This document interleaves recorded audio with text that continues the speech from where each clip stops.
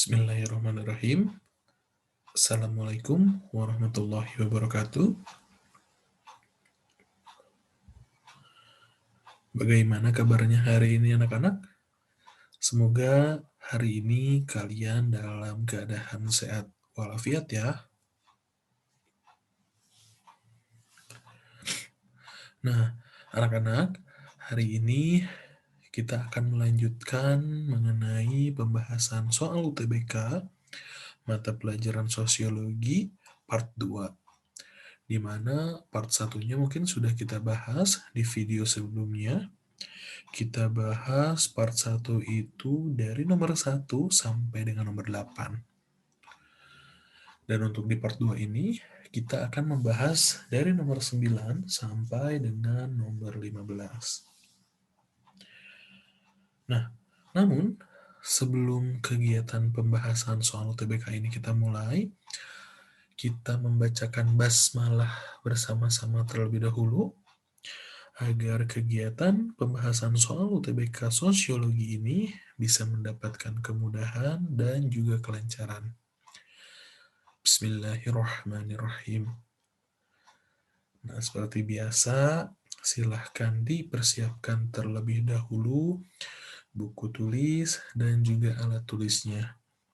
Silahkan kalian catat hal-hal yang menurut kalian penting, ataupun ada hal yang nantinya akan kalian tanyakan kepada saya, silahkan. Dan untuk rules dari pembahasan soal UTBK Sosiologi ini sama seperti video part 1, di mana saya untuk pertamanya akan membacakan soal terlebih dahulu, lalu akan membacakan pilihan gandanya, lalu kita akan membahas mengenai kunci jawaban dan juga pembahasannya. Nah, mungkin itu saja untuk mempersingkat waktu. Mari kita langsung memulai pembahasan soal UTBK Sosiologi part 2 dari nomor 9. Kita mulai ya.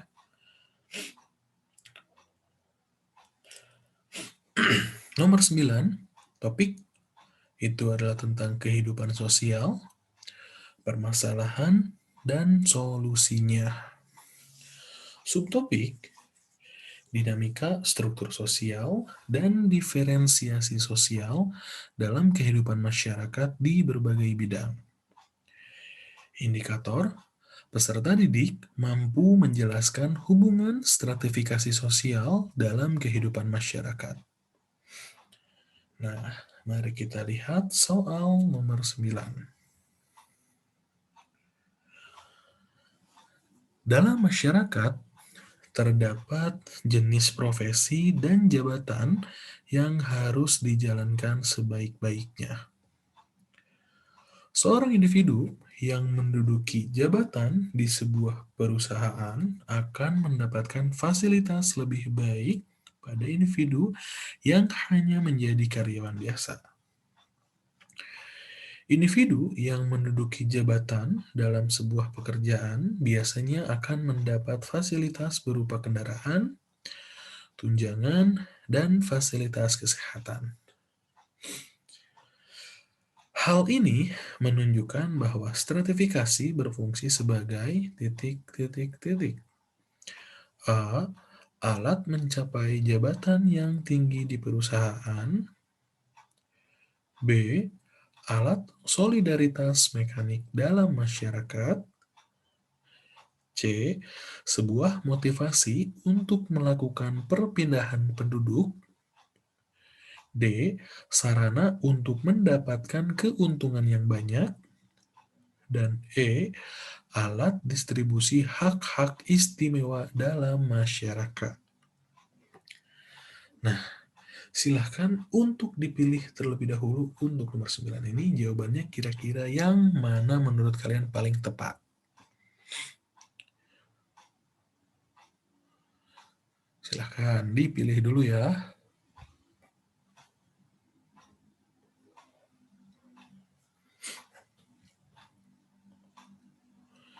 Sudah?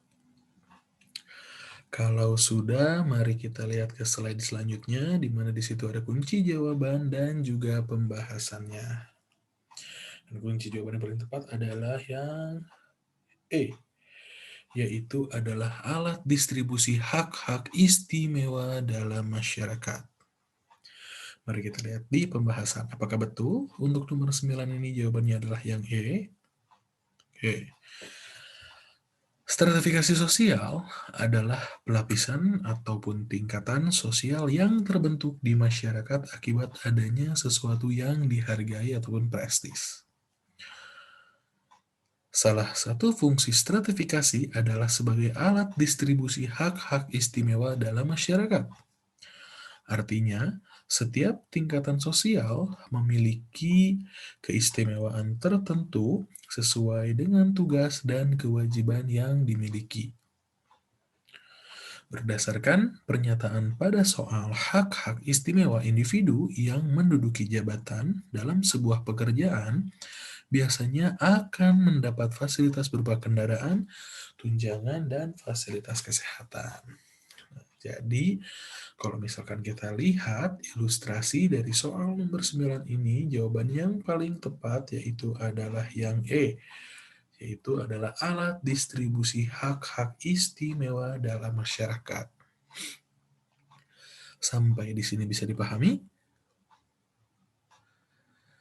Sudah, mari kita lanjut ke soal nomor 10. Agak kecil ya, tapi semoga bisa terbaca ya.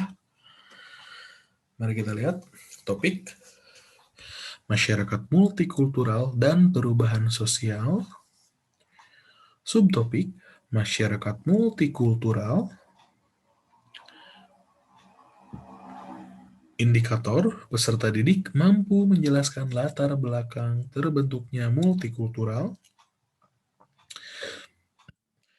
Perhatikan pernyataan berikut. 1. Beragamnya mata pencaharian.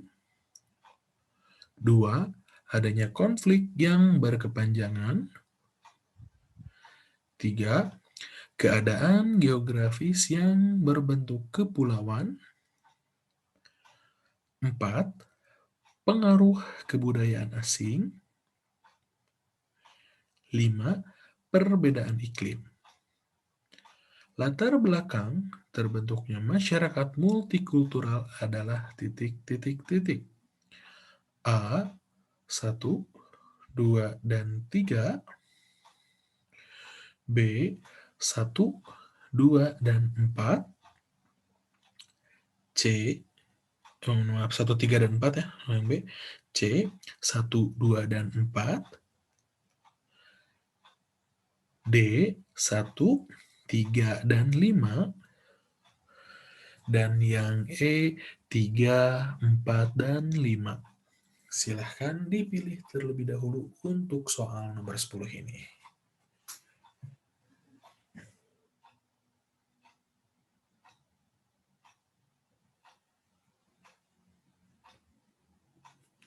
Sudah dipilih untuk soal nomor 10? Kalau sudah, mari kita lihat di pembahasan dan juga kunci jawabannya.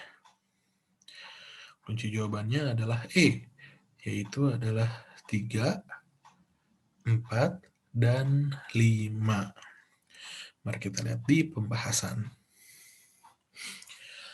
Beberapa faktor yang mendorong terbentuknya keberagaman masyarakat Indonesia antara lain: pertama, keadaan geografis Indonesia yang berbentuk kepulauan.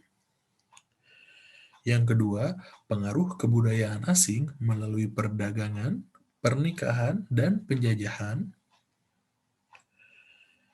Ketiga, iklim yang berbeda yang menghasilkan perbedaan mata pencaharian masyarakat.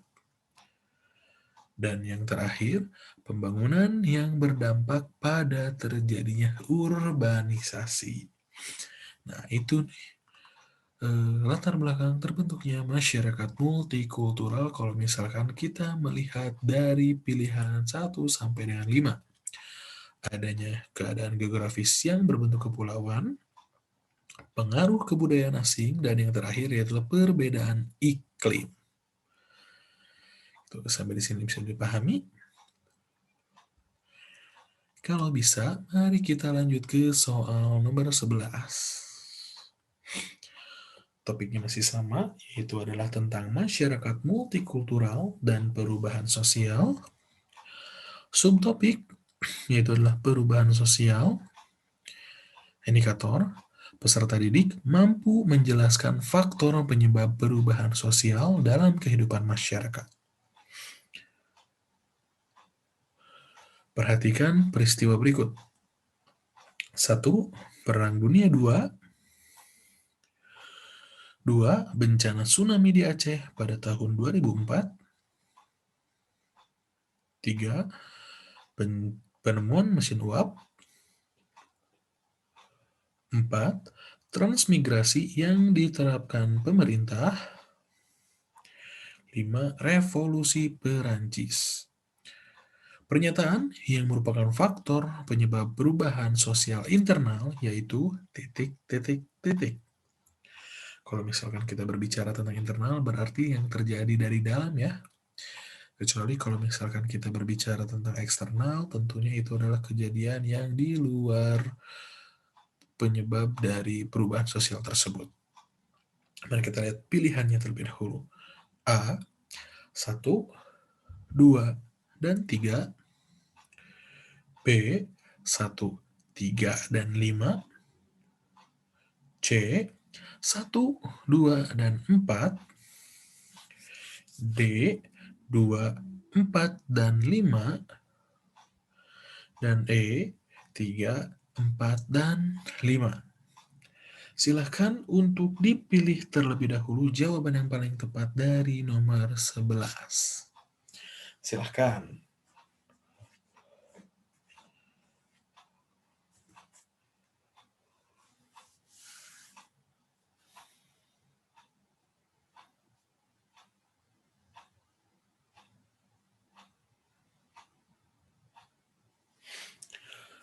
Sudah?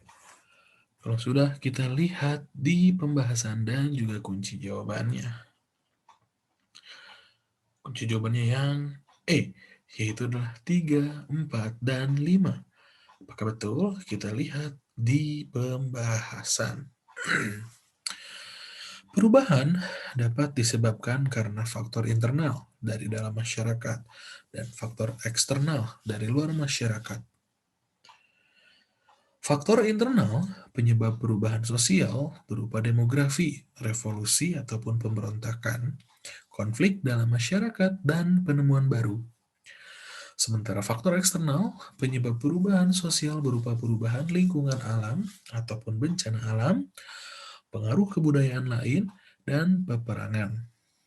Berdasarkan pernyataan pada soal, faktor penyebab perubahan sosial yang berasal dari faktor internal ditunjukkan oleh pilihan jawaban yang E, yaitu adalah 3, 4, dan 5. Penemuan mesin uap, transmigrasi yang diterapkan pemerintah, dan juga revolusi Perancis. Nah, seperti itu.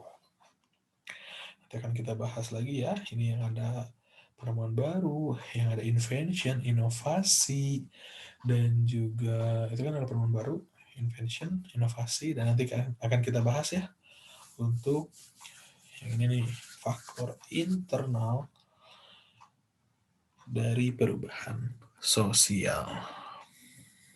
Nah, itu bisa dipahami? Oke, kalau misalkan bisa, mari kita lanjut ke nomor 12. Topik masyarakat multikultural dan perubahan sosial. Nomor 2 ya, mohon maaf nih double nih topiknya. Subtopik globalisasi dan dampaknya.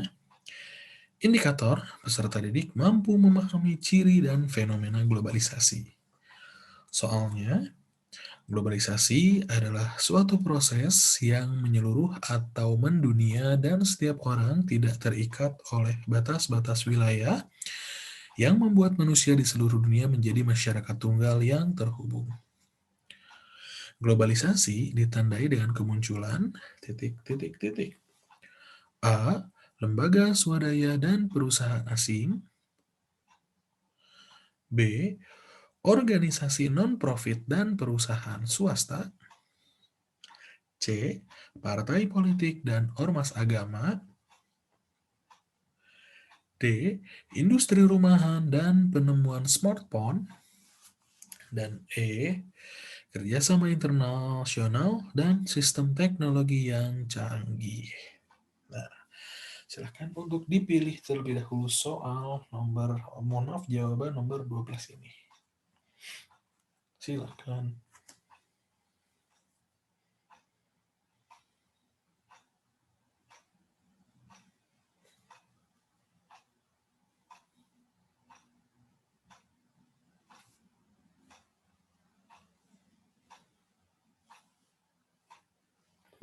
Sudah?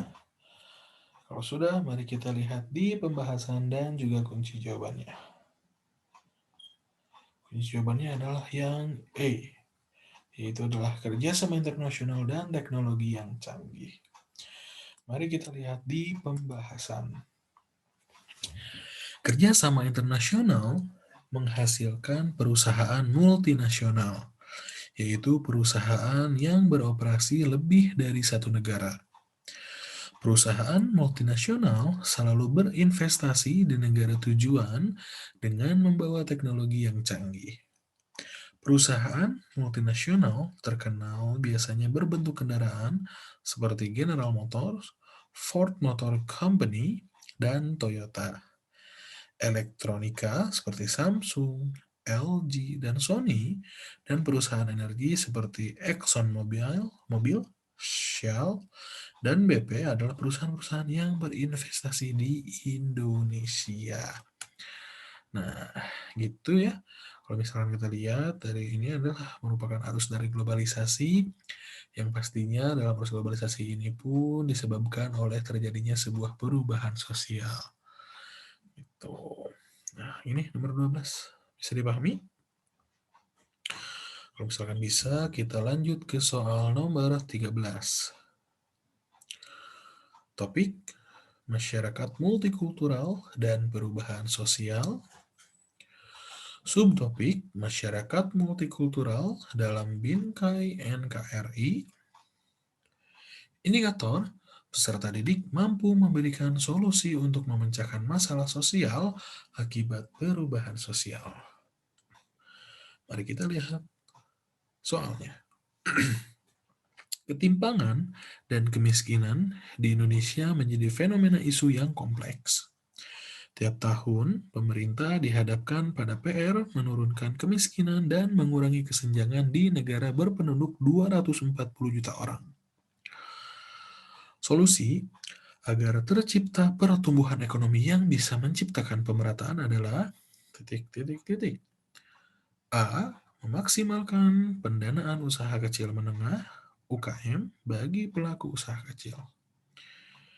B. Menghilangkan syarat jaminan dalam pinjaman modal. C.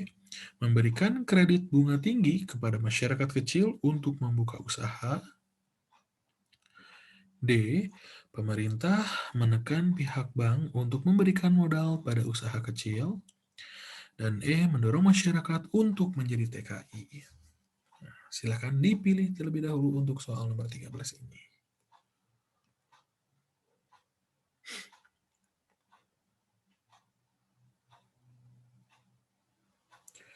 Sudah?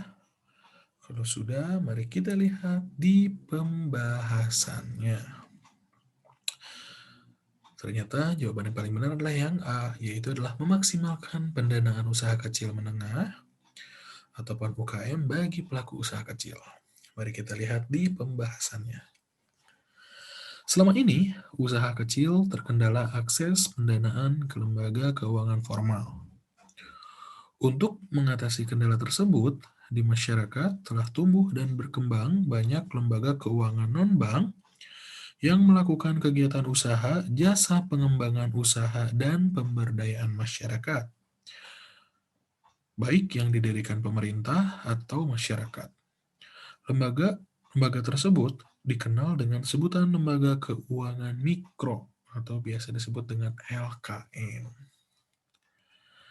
Nah, ini ya, memaksimalkan pendanaan usaha kecil menengah ataupun UKM bagi pelaku usaha kecil. Itu ini misal mungkin sedikit bisa untuk mengatasi sebuah ketimpangan dan juga kemiskinan yang ada di Indonesia itu sendiri. Seperti itu. Mari kita lanjut ke soal nomor 14. Apakah sudah paham? Nomor 13. Kalau sudah, mari kita lanjut ke soal nomor 14. Topik masyarakat multikultural dan perubahan sosial. Subtopik tantangan masa depan bangsa dalam menghadapi globalisasi. Indikator peserta didik mampu menganalisis manfaat globalisasi bagi masyarakat. Mari kita lihat soalnya. Globalisasi diiringi dengan semakin terbukanya peluang pasar internasional. Potensi perkembangan sangat menarik minat berbagai perusahaan internasional untuk berinvestasi dengan membangun pabrik dan membuka anak perusahaan di negara lain demi meluaskan jaringan kerja dan meraih keuntungan. Dampak positif bagi masyarakat di negara tujuan investasi perusahaan internasional adalah titik-titik-titik. A. Harga barang selalu diskon. B. Produk yang ditawarkan lebih bervariasi. C. Meningkatkan pendapatan per kapita. D. Memberikan banyak kesempatan pekerjaan. Dan E. Kualitas hidup yang lebih baik. Silakan untuk dipilih terlebih dahulu jawaban dari nomor 14.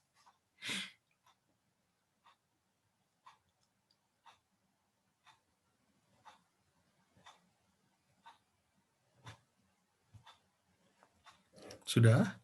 Kalau sudah, mari kita lihat di pembahasan dan kunci jawaban. Kunci jawabannya adalah yang E, yaitu adalah kualitas hidup yang lebih baik. Mari kita lihat di pembahasan. Globalisasi memungkinkan berbagai perusahaan asing untuk menanamkan modal maupun membangun anak perusahaannya di negara berkembang. Manfaat globalisasi bagi masyarakat dalam hal ini menjadi faktor penting yang memungkinkan akan adanya banyak lowongan pekerjaan yang tersedia. Sehingga angka pengangguran pun akan dapat berkurang secara signifikan. Menurunnya tingkat pengangguran dapat mempengaruhi kualitas hidup yang lebih baik. Nah, seperti itu. Ini tentang globalisasi ya. Bisa dipahami dari ilustrasi soal nomor 14 ini ya. Kalau misalkan bisa, kita lanjut ke soal nomor 15. Ini merupakan soal terakhir dalam video part 2 ini. Topik penelitian sosial. Subtopik data penelitian. Indikator peserta didik mampu menentukan teknik ataupun fungsi instrumen dalam proses pengumpulan data.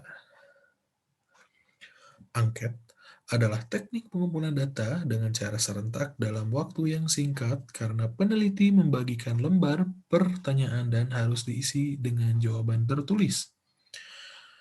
Metode tersebut mempunyai kelemahan tertentu yaitu A. Ketepatan jawaban yang ditulis oleh responden. B. Menggunakan banyak alat tulis. C. Menganalisis dengan angka. D. Merumuskan masalah yang diteliti. Dan E. Memerlukan kelengkapan data. Silakan bisa dipilih terlebih dahulu jawaban yang paling tepat untuk soal nomor 15. Ini lagi-lagi masuk ke soal penelitian sosial ya. Di mana soal penelitian sosial ini sudah kita bahas mungkin di kelas 10 ya, mungkin kalian juga waktu itu sudah membahas tentang rancangan penelitian itu. Sudah dipilih? Oke, kalau misalkan sudah, kita lihat kunci jawaban dan pembahasannya. Ternyata kunci jawabannya adalah yang A, yaitu adalah ketepatan jawaban yang ditulis oleh responden. Kita lihat di pembahasan. Beberapa kelemahan kuesioner tersebut adalah sebagai berikut. Pertama, peneliti tidak dapat melihat reaksi responden ketika memberikan informasi melalui isian kuesioner. Responden tidak memberikan jawaban dalam waktu yang telah ditentukan. Yang terakhir, responden dapat memberikan jawaban yang tidak benar. Nah, ini ya banyak sekali ternyata ya kelemahan yang mungkin dari kuesioner. Nah, seperti itu ya. Dan ketepatan jawaban yang ditulis oleh responden ya mungkin mengenai soal nomor dari 15 ini. Nah, itu paling untuk pembahasan soal UTBK dari part yang kedua ini. Kalau misalkan ada yang ditanyakan, silakan langsung ditanyakan ke saya. Dan semoga dalam pembahasan ini kalian pun bisa mendapatkan banyak ilmu. Dan sebelum menutup kegiatan pembahasan ini, mari kita ucapkan hamdalah bersama-sama terlebih dahulu. Alhamdulillahirabbil alamin. Dan jangan lupa untuk tagline-nya itu kita masih sama, yaitu melangitkan doa dan memaksimalkan ikhtiar. Kalian harus selalu berdoa meminta yang terbaik dari Allah Subhanahu wa taala dan juga memaksimalkan ikhtiar kalian. Berusaha semaksimal mungkin. Percaya bahwa usaha tidak akan mengkhianati hasil. Itu saja yang bisa disampaikan. Terima kasih banyak untuk segala perhatiannya. Saya tutup. Wassalamualaikum warahmatullahi wabarakatuh.